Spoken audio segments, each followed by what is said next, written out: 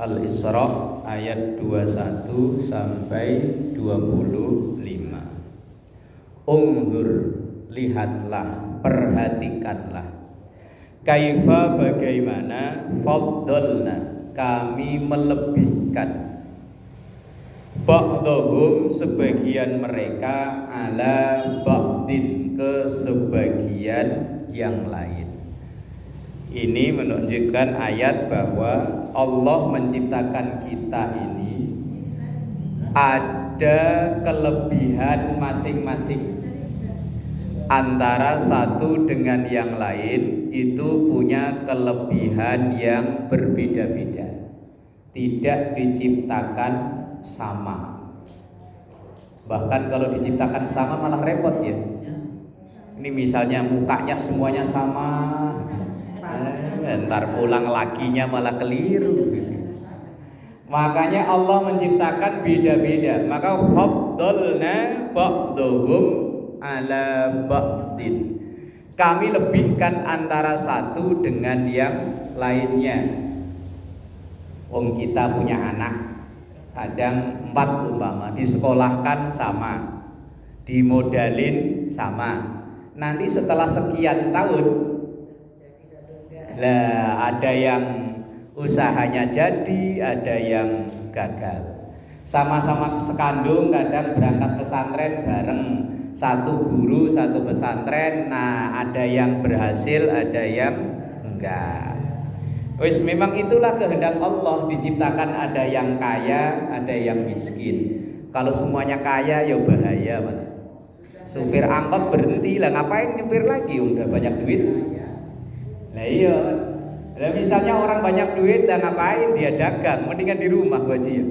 Iya, di rumah leha-leha sambil nonton TikTok sama YouTube. Lah enak, udah banyak duit. Leha-leha. Lah cuman kalau semuanya kaya wah bahaya. Nah, ya nanti kalau udah di surga aja kelasnya beda kok, apalagi di dunia ya. Di surga aja kan kelasnya beda-beda kan. Lah kalau semuanya kok, lah orang disebut kaya itu ya karena ada yang miskin. Misalnya nih orang selontar 5 ini, kok rumahnya lantai 3 semua, mobilnya mobil apa? Alphard. Kalau nggak punya Alphard ya Alphatekah dah.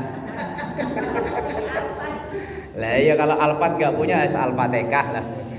Lah umpama mobilnya Alphard semua, rumahnya lantai 3 semua, nggak ada orang nyebut kaya, sama semua. Lah adanya disebut kaya karena ada yang miskin. Orang disebut badannya tinggi karena ada yang pendek. Disebut gemuk ya karena ada yang kurus. Iya, disebut tua ya karena ada yang muda. Lah tua semua ya nggak ada disebut muda. Nah, ya begitulah. Unzur kaifa faddalna ba'dahum ala ba'din. Perhatikan bahwa Allah menciptakan kita makhluknya ini ada yang diberi kelebihan satu hal terhadap orang yang lain. Ada yang ngajinya pinter tapi kalau disuruh kerja nyari duit gak bisa. Ada yang kalau kerja itu kalau dagang kayaknya apa aja kalau dia yang dagangin laku. Giliran diajak ngaji ngantuan. Orang itu punya kelebihan masing-masing. Yo kita itu ya tadilah ada satu kelebihan satu sisi tapi kekurangan sisi yang lainnya. Kadang kita punya anak pinter tapi kalau disuruh ngeyel. Ada yang nggak pinter kalau disuruh nurut. Nah, wis itu memang kehendak Allah. Kaifa faddalna ba'dahum ala ba'din. Walal akhiratu akbaru darajati wa akbaru tafdila. Dan akhirat itu lebih besar derajatnya dan lebih besar keutamaannya. Seandainya kita di dunia ini kok ditakdir oleh Allah tidak diberi kelebihan kayak orang-orang. Orang-orang pada bisa punya rumah, kita masih kontraktor. Ngerti kan ya? Ya ngontrak aja kan, namanya kan kontraktor ya. Iya. Tapi ya masih ada harapan, insya Allah nanti di surga di akhirat ya punya tempat tinggal yang nyaman. Ya. Di dunia kita mungkin nggak bisa tidur di kamar yang adem kayak ada AC-nya kayak begini, cuman begini aja nih. Kayak ke tukang sate ngeplek kayak. Tapi yo insya Allah kalau memang amaliyahnya bagus, ya walal akhiratu akbaru darajati wa akbaru tafdila. Seutama-utamanya di dunia ini kan terbatas. Orang pinter itu ya terbatas. Ntar kalau udah umur 70, 80, daya otak makin dikurangi. Lah ya wong sarapan habis selesai piring belum dicuci kadang udah minta lagi. Lah ya kaya ya terbatas, pejabat apalagi jadi RT cuma 3 tahun. Bener ya? Iya. RT 3 tahun. Lurah 9 tahun. Lurah 9 tahun. Ya tapi kan biar 9 tahun juga berhenti juga kan. Presiden 5 tahun. Sebatas. Enak di dunia ya terbatas, jabatan dunia ya terbatas, kaya juga terbatas. Misalnya misal kita punya duit kira-kira 5 miliar umpama ini ngarang ini kan. Buat bangun rumah malantai yang semiliar punya selantai. Begitu jadi lah kok keserimpet sendal. Lah orang sebab mati itu kan ya aneh-aneh ya. Keserimpet sendal mati. Begitu mati misalnya meninggalnya menjelang maghrib, kan gak langsung dikubur tuh. Nginep bahasanya. Lah orang nginep itu kan bahasanya orang yang tidur di rumah orang lain ya. Padahal itu rumah kita bangun pakai duit kita. 5 miliar. Yang ngarang itu tadi kan ya. Lah ya begitu meninggal geletak dibilangnya nginep. Ya Allah. Lah iya kan. Kayaknya umumnya begitu ya. Lah iya memang udah bukan rumahnya itu. Lah iya udah bukan rumahnya, itu rumah ahli warisnya. Makanya dia dibilang nginep. Biar dia katanya punya Alphard. Enggak boleh itu ditaikin ke Alphard, paling dibawain ambulan. Ambulan dari sini dari mana? Al-Mutakin situ ya. Ya paling-paling APV kan ya. Iya mobilnya kan mobil APV kan. Iya. Biar punya Alphard tetap diantar ke Budi Dharmanya pakai APV. Enggak boleh itu naik pakai Alphard, enggak boleh. Nah iya Janais rata-rata kan mobilnya APV kan. Yang paling menyedihkan, misalnya ibu ngumpulin gelang, begitu meninggal kereta ditinggal, lagi ibu kawin lagi. Lah itu gelang dikasih siapa? Lah iya, apa di alam kubur kelihatannya nggak sedih gitu. Ya aduh, gelang yang saya kumpulin malah dikasih ke bini yang baru, ya Allah. Rumah yang dibangun 5 lantai yang nempatin. Lah, ya Allah menyedihkan ya. Tapi lah ya bisa. Lihatin aja ya Allah. Malam Jumat ya nunggu dibacain Yasin, dibacain tahlil, malah berduaan pergi sama istri yang baru. Ya Allah, nyesek. Konser.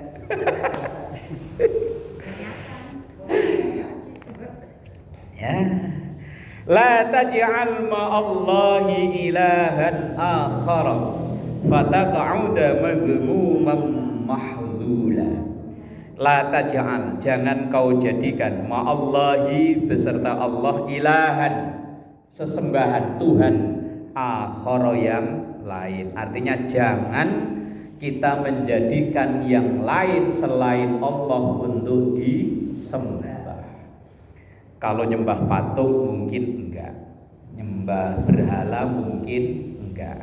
Tapi nyembah yang lain ini mungkin iya. Wong nyatanya kita itu lebih takut dengan sesama orang daripada takut sama Allah ya. Kita itu kalau misal diajak jalan-jalan ke mana biasanya Al-Jabar, mama ya. Ya dikasih pengumuman ibu-ibu jamaah Al-Hidayah Lontar hari Minggu depan kita jalan-jalan ke Al-Jabar. Mohon kumpul sebelum subuh.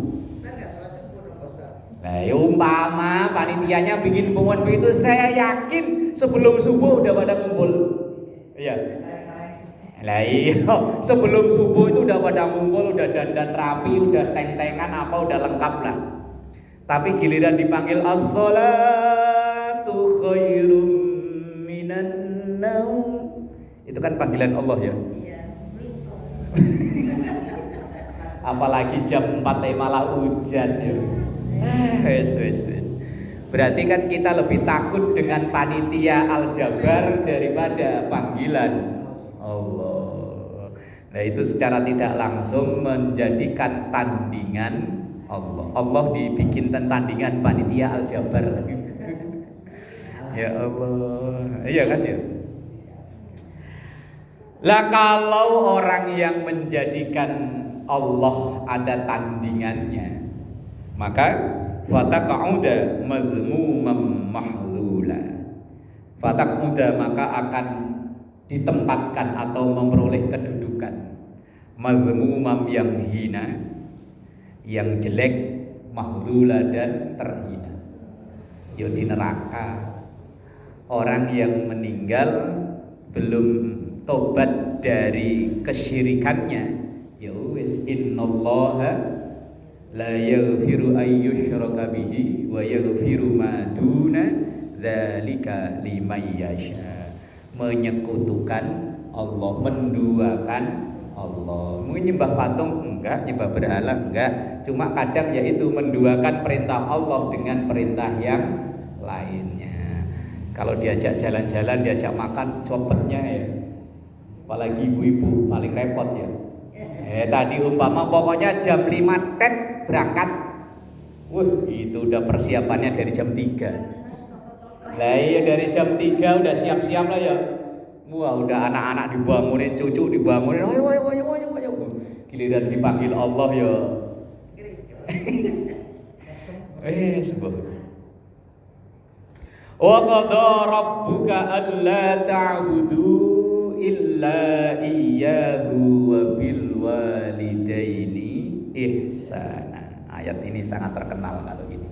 Wa qadha dan mewajibkan, memerintahkan Rabbuka Tuhanmu, alla ta'budu untuk tidak menyembah illa iyyahu kecuali hanya kepadanya. Berarti yang kita sembah hanya Allah. Wala na'budu illa iyyah mukhlisina lahuddina walau karihal kafirun. Lafaz apa itu? Apa? Takbiran. Udah lama sih ya enggak takbiran sih ya. Takbiran kan Allahu Akbar kabira walhamdulillahi katsira wa subhanallahi bukratan wa asila. Kan di ujungnya ada tadi wala na'budu illa iya, dan kami tidak menyembah kecuali hanya kepada Allah. Ayat yang sering kita baca, iyyaka na'budu wa iyyaka. Wong setiap kita ibadah diajari niatnya ya ujung-ujungnya lillahi. Mulai dari wudu, nawaitu wudu ali rabbil hadasil aswari fardhon lillahi ta'ala. Berarti wudu kita hanya untuk Allah. Salat sholli fardhu dzuhri arba'a raka'atin mustaqbilal qiblati adaan lillahi ta'ala. Zakat gimana niatnya zakat gimana? Nawaitu an u'tiya zakatal fitri an nafsi.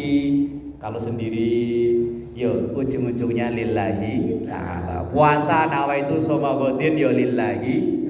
Apalagi ibadah yang biayanya besar, haji. Ayat Qur'annya langsung walillahi 'alan nasi hajjul baiti man istata'a ilaihi sabila. Itu perintah Allah, wa qada rabbuka alla ta'budu illa iya. Ini perintah wajibnya.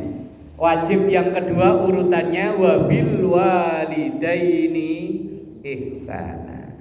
Wabil walidaini, dan terhadap kedua orang tua ihsana, berbuat baik. Bahasa gampangnya birrul walidain. Nah kalau udah nggak ada orang tua, udah nggak ada, cara baktinya gimana? Itu ada dalam kitab Minhajul Muslim kalau saya nggak salah. Ada seorang sahabat nanya, ya Rasul, saya ini dulu waktu orang tua masih ada, saya mau bakti ke orang tua belum bisa, mau bantu apa-apa saya belum bisa. Sekarang giliran saya udah mampu, tapi orang tua udah nggak ada. Gimana ya Rasul? Rasulullah menjawab, yang pertama, ketika memang telah tiada, yang pertama adalah sholatkan. Nyolati jenazah itu fardu kifayah, laki dan perempuan hukumnya sama. Cuma budaya di lontar sini biasanya yang sholat cuma laki, yang perempuan ngantri di angkot.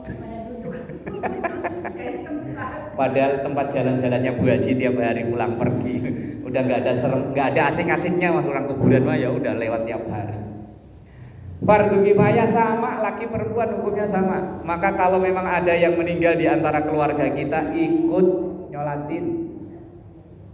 nyolatin. Apalagi orang terdekat, apalagi tadi orang tua, nyolatin. Kalau seandainya terpaksa, misalnya keluarga dan orang tua kita meninggal non jauh di kampung halaman, kita mau pulang kampung nggak bisa, ongkosnya mahal, ya wis sholat jenazah bil ghaib.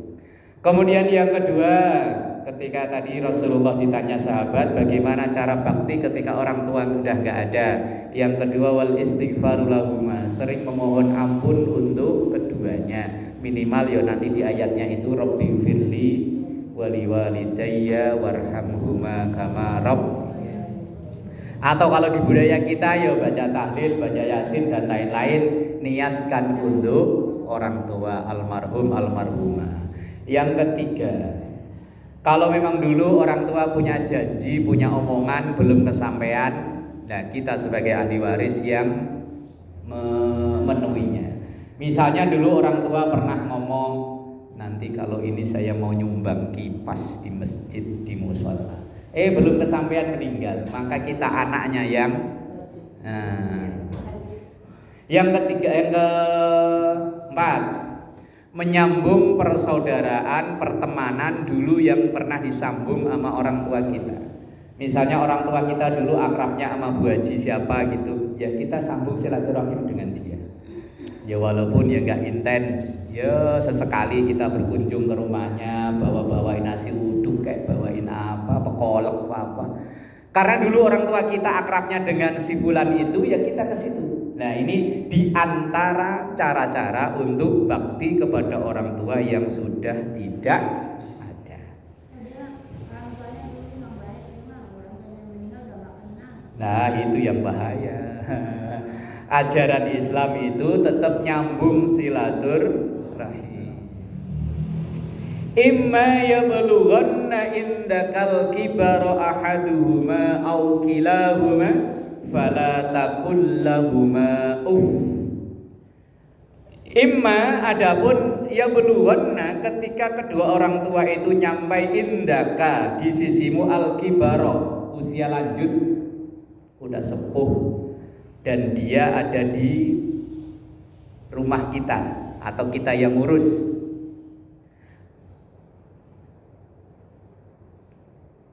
Ahaduhuma, atau salah satunya, entah tinggal bapak atau tinggal ibu, au kilahuma, atau kedua-duanya, maka fala taqul lahuma uff, jangan sampai berkata uff itu karena orang kalau udah sepuh itu kan ya mulai imut-imut lagi ya, balik imut-imut lagi. Dulu kan imut-imut, Nanti kalau udah sepuh, imut-imut lagi, gemesin lagi.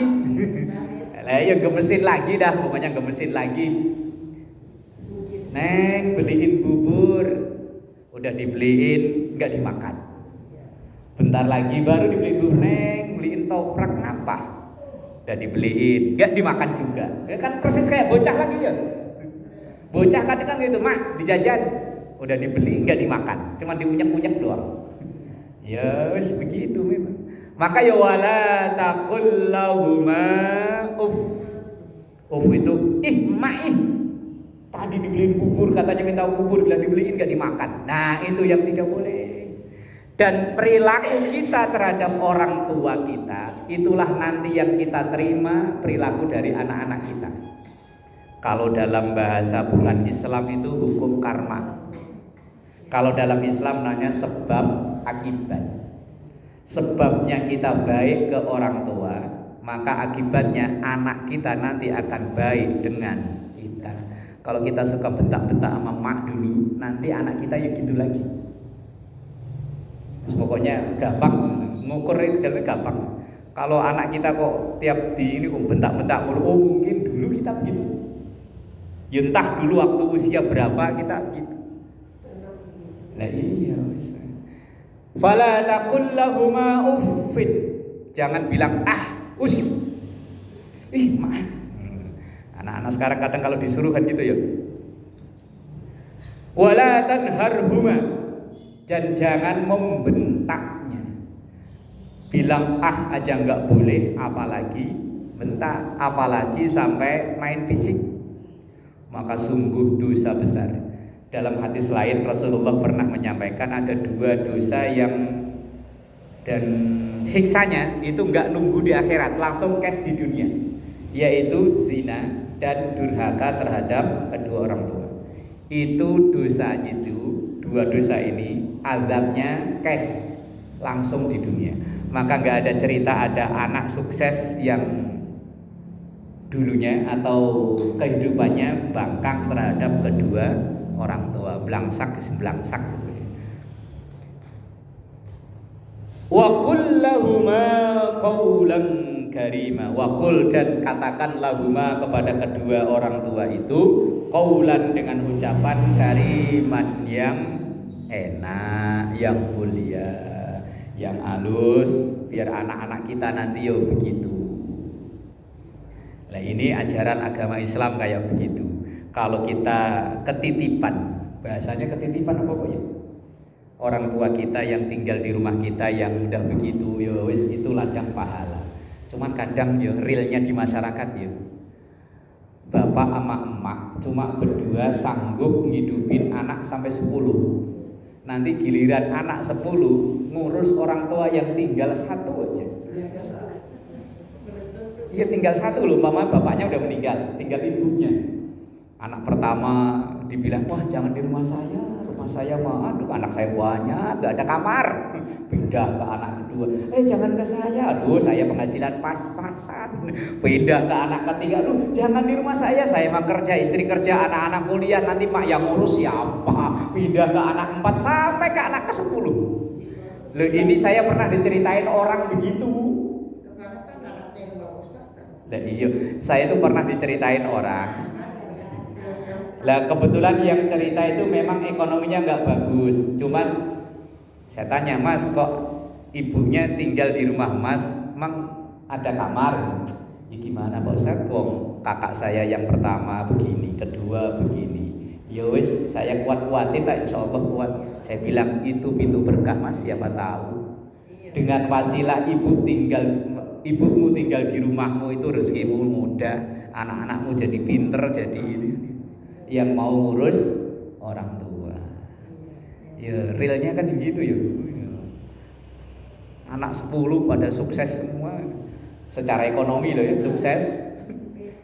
Tendang sono, tendang sini, maknya ya Allah kayak bola pingpong aja. Ya naudzubillah ya, makanya ya kelakuan anak kita itu kan bagaimana kita terhadap orang tua kita. Kalau kita rajin doain orang tua, ya insya Allah anak-anak kita rajin doain kita. Hukum sebab akibat kan gitu. Waqfid lahuma janahal dzulli minar rahmah, dan merendahkanlah. Wes pokoknya kalau di depan orang tua itu merendah. Kayak saya nih Bu, tahatus bini mah. Saya itu asal ada sesuatu kegiatan baru, kerjaan baru, itu saya nelpon mak. Yo bahasa basi lah ya. Intinya yo minta doa restu, minta izin. Padahal saya udah tahu loh jawabannya mak, itu saya tahu. Terserah kamu jalani kok. Cuman kan kita buat apa ya? Ya itulah intinya minta doa. Cuman mak, ini saya ada kerjaan begini. Jawabannya saya udah tahu. Terserah kamu, wong kamu yang jalani. Biar kata mak nggak sekolah nggak apa, anak-anaknya ya pokoknya kalau diomongin begini. Padahal dia tahu kadang omongan mak ya, omongannya apa itu? Apalagi adik saya yang kedua ini, yang perempuan. Mak kalau ngomong lucu ya. Biar lucu-lucu begitu orang sakti yuk. Lah ya doanya manjur. Wahfid lahuma janahadz dzulli minar rahmah, wis merendah. Jangan sampai kita bahasa katanya mendengakkan kepala, berarti kan ngelawan ya kalau dengan kepala itu. Wa qur rabbirhamhuma kama rabbayani shaghira. Wa qul, dan katakan atau doakan, Rabbi Tuhanku, irhamhuma, sayangilah keduanya, kama rabbayani, seperti mereka berdua menyayangi aku, mendidik aku, shaghira, pada waktu masih kecil. Ini doa kan sangat masyhur ya. Anak-anak kecil aja pada hafal. Lah iya anak TK, Rabbirhamhuma kama rabbayani shaghira. Ini doa yang paling manjur. Rabbukum, Tuhanmu, a'lamu, adalah zat yang maha mengetahui, bima fi nufusikum, dengan apa yang ada dalam jiwamu. Allah maha tahu terhadap apa yang ada di jiwa kita. Karena ayat ini berkenaan dengan ngurus orang tua tadi. Karena kan ada anak yang mau ngurus orang tua karena ada yang diarepin. Siapa tahu ntar kontrakan yang di ujung sono dikasih ke saya ya. Allah a'lamu bima fi nufusikum. Allah maha tahu niatmu kamu mau ngurusi orang tua itu loh apa. Allah maha tahu. Siapa tahu ntar rumah ini jatuh ke saya. Yes, pokoknya saya urus dah. Ya Allah, Rabbukum a'lamu bima fi nufusikum. Iltakunu solihin, kalau kalian memang orang baik. Fa innahu, sesungguhnya Allah, kana lil awwabina ghafura, maka Allah itu lil awwabina, terhadap hamba-hambanya yang mau tobat, ghafura, maka Allah maha pengampun. Awabin itu tobat, maka ada sholat namanya sholat awabin. Lah itu intinya sholat taubat maghrib sampai isya ya, itu namanya awabin, itu intinya sholat taubat. Fa innahum kana lil awwabina ghafura. Jadi ini ayat luar biasa bagus sekali, yaitu tentang bagaimana kita terhadap kedua orang tua kita, dan insya Allah bagaimana kelakuan kita terhadap orang tua kita, itulah kelakuan anak kita terhadap kita. Wes, kalau bahasa orang sana katanya hukum karma, kalau kata kita ya sebab akibat. Ya semoga kita baik terhadap orang tua dan anak-anak kita nanti juga baik terhadap kita. Karena kalau yang dikhawatirkan itu kan berkelanjutan. Kita berani sama orang tua, nanti anak kita berani sama kita, kemudian terus ke bawah, terus berani terus, kapan selesainya ya?